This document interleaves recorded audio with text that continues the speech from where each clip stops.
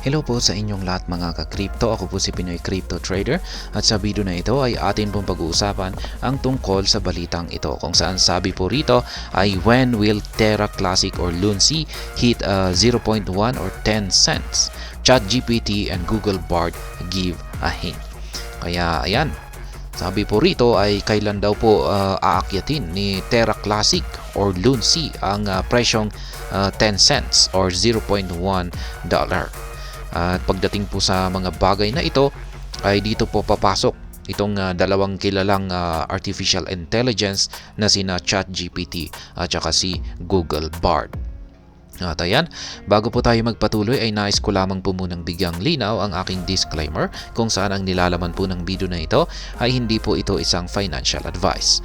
For education and information purposes lamang po ang layunin nito. Maliban po dito ay nais ko na rin pong magbigay babala na wala pong kahit anumang group chat ang Pinoy Crypto Trader.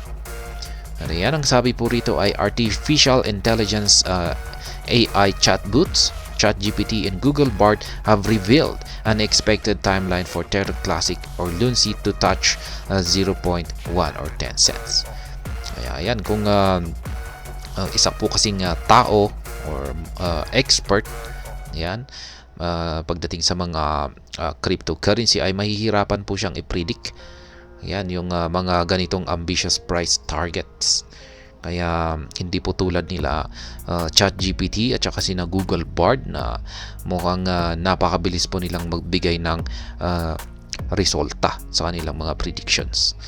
Kaya ayan, Terra Classic at its prime was one of the most promising digital currencies in the broader crypto ecosystem, hitting an all-time high of $119.18 in April 2022.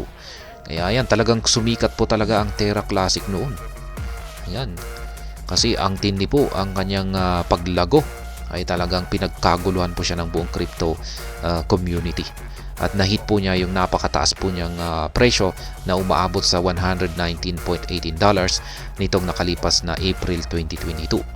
The depegging of Terra Classic USD or USDC is associated algorithmic stablecoin in May 2022 triggered a massive downturn spiral that dropped the price of Luncy to its lowest price point of 40 digits 1625. Kaya yan, ito po yung nakakalungkot na pangyayari na naganap dito kay Terra Classic. Yung kanyang stable coin na tinatawag po nilang Terra Classic USD or USDC ay yan nga, nag-collapse siya noong May 2022. Yan, bumagsak po siya. Kaya dahil dito ay naapektuhan po ang presyo ni Luncy at bumagsak din po ito sa presyong 40 digits 1625.75. Since then, the community has been deploying a series of initiatives to restore the token's lost valuation. Consulting ChatGPT and Google Bard, the Crypto Basic got an insight into how long the token could soar from its current price of 30 digits 1032 to 10 cents. Ayan, bakit naging 30 digits na siya? Ayan, yun po pala, yung ganito po pala yung kanyang ibinagsak. Pero at least naka-recover po siya kasi ginawa po ng community lahat ng kanilang makakaya na ibalik or paakyatin yung kanyang presyo. Pero yung tanging po nilang nagawa ay hanggang dito lamang po siya. Ayan, yung kanyang current price. Pero at least nagbawas po siya ng isang zero mula po sa kanyang napakatinding pagbagsak na presyo dito. 40 digits 1675 ay at least nakaangat po siya ng 30 digits 1032. At yan po ay tinanong po ng The Crypto Basic kung kailan niya magagawang akyatin ang presyong 10 cents or 0.1. ChatGPT on Terra Classic price. According to ChatGPT, the possible timeline for Terra Classic to hit 10 cents is almost likely between 3 to 5 years, a period the coin might have properly maximized its sustained development and increased adoption while leveraging favorable market conditions. Kaya ayan po ang inilabas na projection ni ChatGPT dito kay Luncy. Yan, magagawa na pong akyatin ni Luncy ang presyong 10 cents. Yan, maaring sa 3 hanggang 5 taon. Yan.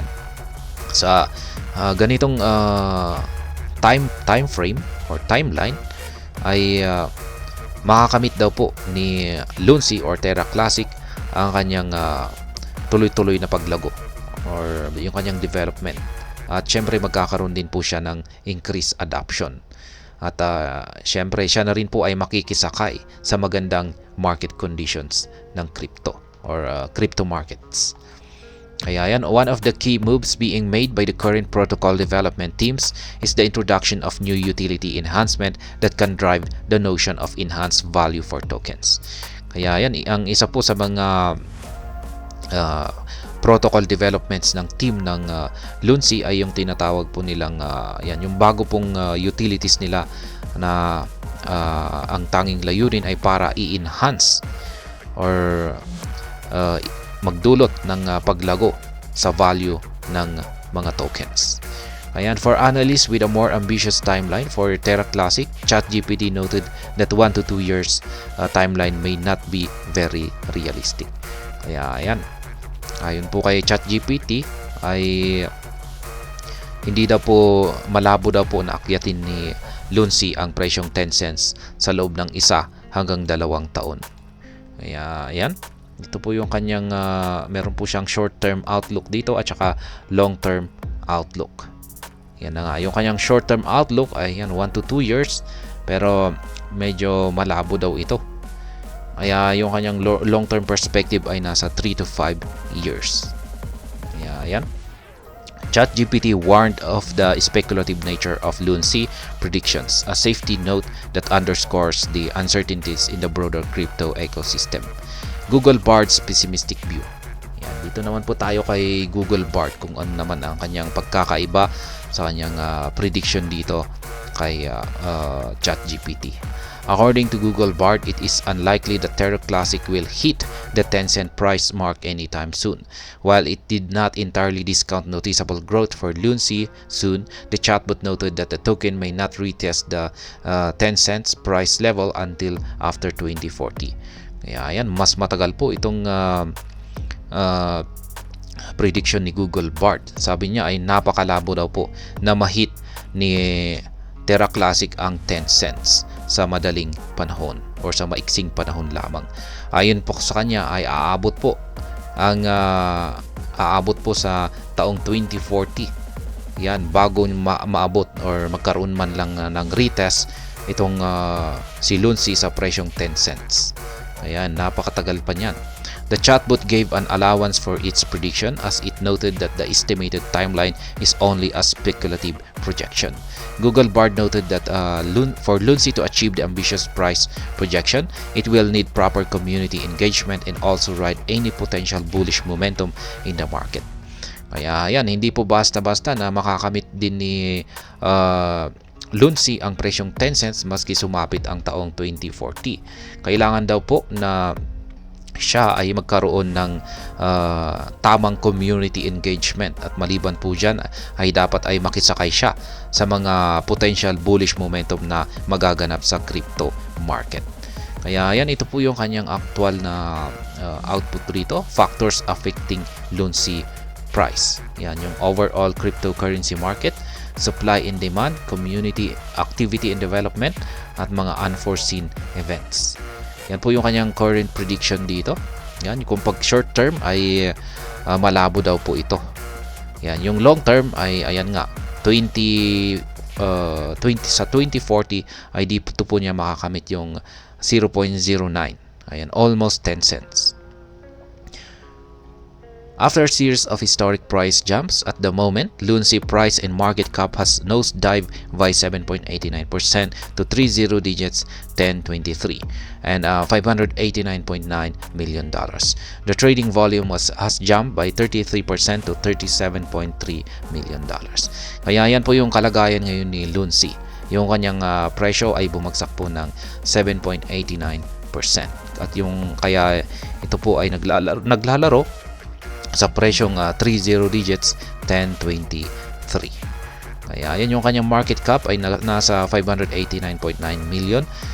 Pero pagdating naman po sa kanyang trading volume ay ito po yung lumago ng 33%. Ayan, ito po ay nagkakalaga ngayon ng $37.3 million.